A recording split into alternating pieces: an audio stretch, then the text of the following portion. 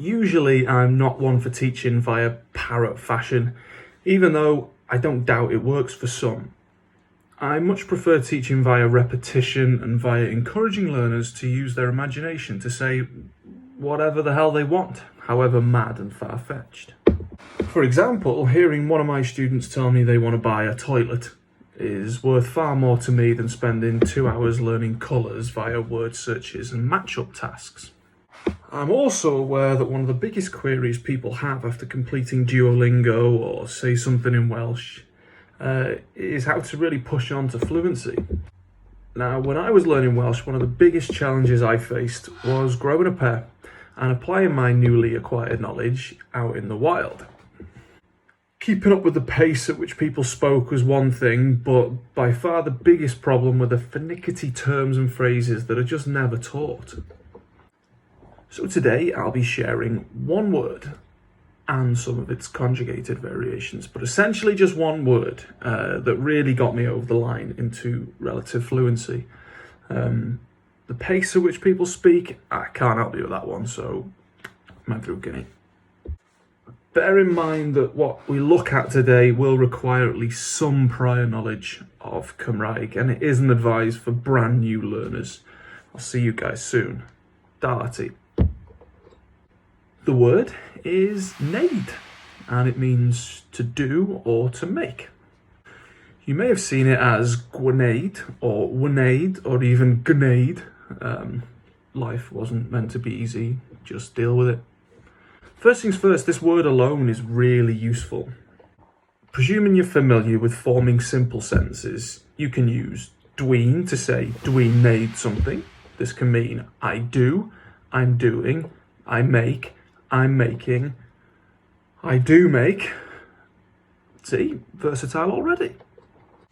And remember, we get the indefinite article a for free in Welsh as well. So I do a, I'm doing a, I make a, or I'm making a. Wyt ti'n is a great way of asking a question in the present tense. Wyt ti'n neud y siopa tro 'ma? Are you doing the shopping this time? Wyt ti'n neud y siopa tro 'ma? Wyt ti'n neud y bwyd heno? Are you making the food tonight? Wyt ti'n neud y bwyd heno? But this is all simple baramenin stuff, and you probably knew these or possessed the knowledge to create sentences like these already. Here's where it gets cool. Earlier I said I'm not a fan of learning via parrot fashion, but I can't tell you enough how much learning these, howsoever you wish to sit down and learn them, is so important. Don't worry, I'll put them back on in a minute. Today I hope to show you how the conjugations of the verb neud in the past and future tense, singular persons only, can act as auxiliary verbs to convey so many sentences, as well as how they're utilised in everyday phrases and tags to make you sound even more fluenterer.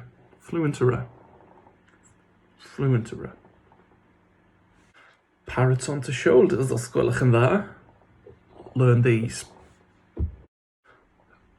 Why not screenshot or print it out to help you learn it?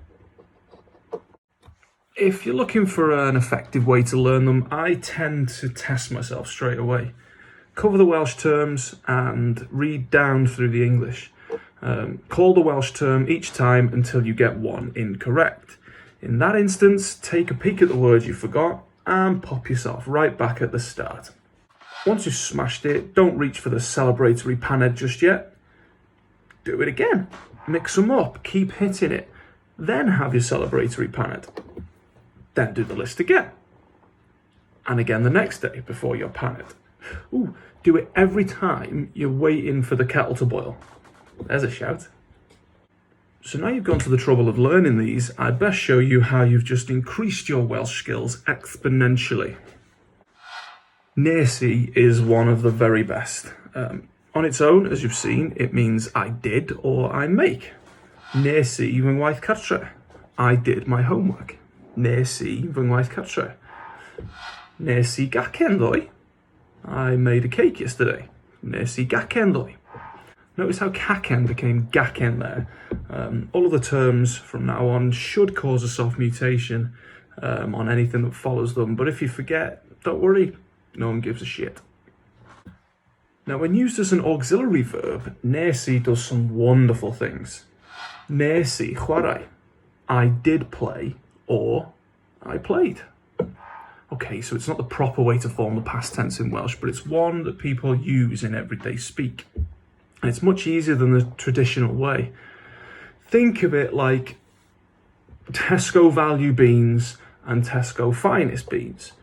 One's got a lot more salt than the other and will definitely cause health complications in later life. But at the end of the day, they're both beans. Nes I fwyta fa. I ate beans. Nes I fwyta fa. Nes I fynd yna ddifau. I went there on Thursday. Nes I fynd yna ddifau. Nes I weld S4C ar y teledu. I saw S4C on the telly. Nes I weld S4C ar y teledu. This one's also pronounced nes I and written as such on social media, so keep an eye out for that. Nes ti is cool because it can be both a regular sentence, you did, you made, as well as a question. Did you do something, or did you make? Nes ti agor y drws. You opened the door. Nes ti agor y drws. Nes ti agor y drws. Did you open the door? Nes ti agor y drws. Two for the price of one. You'll hear this one pronounced and see it written as nes di as well. We can also use it as a tag. Nes di. Did you? Nes di. Saying that, we could therefore use nes I as a tag too. Like if you were on the pop the previous evening and someone reminds you of something stupid you did. Nes I wir. Did I really? Nes I wir. Neith, or nath, with a longer R sound as it's often pronounced and written, covers your third person needs in the past tense. Again, it's both a regular sentence. Naeth hi adeiladu tŷ. She built a house. Naeth hi adeiladu tŷ. As well as a question. Naeth o ddod adre neithiwr? Did he come home last night? Naeth o ddod adre neithiwr? Dirty stop out. Naeth is good for talking about anything at all. Naeth Cymru qualifier. Wales qualified. Nath Cymru qualifier. Nath y bell fyrstio. Did the ball burst? Nath y bell fyrstio. Into the future tense, you may have seen bydd terms used for the future. We tend to reserve those for more continuous events. Bydd on methu. He will be failing. Bydd on methu. And hence why you might not hear it that often. The following phrases are more akin to saying I'll or she'll and so on in English, and they're much more common these days. Nai means I'll. Nai siarad efo ti fory. I'll chat with you tomorrow. Nai siarad efo ti fory. Saying bydda i'n siarad efo ti fory would translate to something more like I will be speaking with you tomorrow. Okay, bydda i'n siarad efo ti fory. Très posh. We can use nai on its own too when we want to agree with someone asking us to do something. Yeah, nai sure. Yeah, I'll do it for sure. Yeah, nai sure. On occasions you'll get nav, which is exactly the same. Nav drio de. Yeah, I'll try like. Nav drio de. Sometimes we'll hear stuff like nai neud y gwely rwan. I'll make the bed now. Nai neud y gwely rwan. Technically, nai covers I'll make. So the neud term in this sentence isn't necessary, but people say it anyway. Rebels. On to asking questions. Nei di is brilliant for this. Nei di fynd ar bins allan, please? Will you take the bins out, please? Nei di fynd ar bins allan, please? Some chuck this at the end of an instruction too. Rho'r bins allan, nei di? Put the bins out, will you? Rho'r bins allan, nei di? This one's more like when your partner's lost a modicum of patience and has had to ask you again to do something. Not that I ever experienced this. Don't forget, losing the question mark in writing or changing your tone of voice in speaking gives us a regular phrase. Nei di You'll wsos nesa. You'll see her next week. Nei di You'll wsos nesa.